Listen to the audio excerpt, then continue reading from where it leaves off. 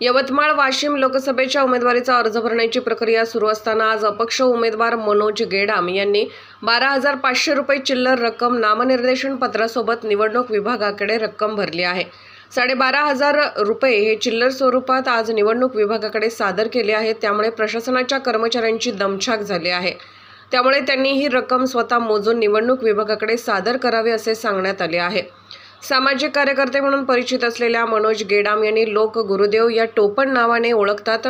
मी गोरगरीब जनतेची अनेक वर्ष सेवा करत आलो आहे आणि त्यांनीच मला या निवडणुकीत उभे राहण्यासाठी 1 रुपया, 2 रुपये, 5 रुपये, 10 रुपये अशी रक्कम जमा करून दिली आहे।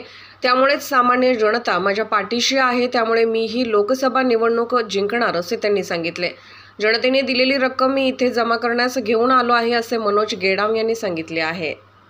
लोकसभेचा फॉर्म भरण्याकरता जिल्हा अधिकारी कार्यालयावर 1 रुपया, 2 रुपये, 5 रुपये आणि 10 रुपये घेऊन संपूर्ण चिल्लर खुर्दा 12,500 रुपये दिव्यांग बांधव आणि पारधी समाजाने बेड्यावर जमा केलेल्या या रक्कम घेऊन आज नामांकन लोकसभेचं भरायला गेलो। 11 वाजता माझा प्रवेश झाला तिथे। त्यानंतर माझ्या कागदाची व्हेरिफिकेशन झाले।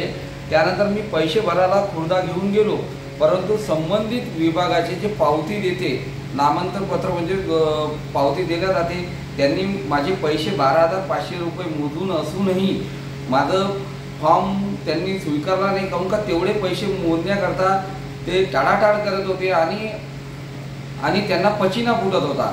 काहून का हे संपूर्ण पैसा जो गोरगरीब दिव्यांग कष्टकरी यांनी जमा केलेला पैसा आहे गोळा करून, त्यासाठी माझा फॉर्म व्हेरिफिकेशन झाला आहे आणि तसेच माझा फॉर्म अप्पर जिल्हा अधिकारी यांनी चेक केला आहे। उद्या 100% माझा फॉर्म मी भरून देतो म्हणून असे त्यांनी आश्वासन दिले आहे।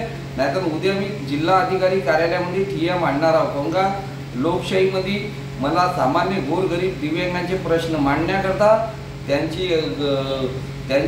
हक्क पार्लमेंट मांडण्याकरता त्यांनी मला उभं केलं आहे। मी त्यांच्या भरोशाला कधी तोडणार नाही। 100% माझा लोकसभेचा अपक्ष फॉर्म भरणार। लोकनायक न्यूज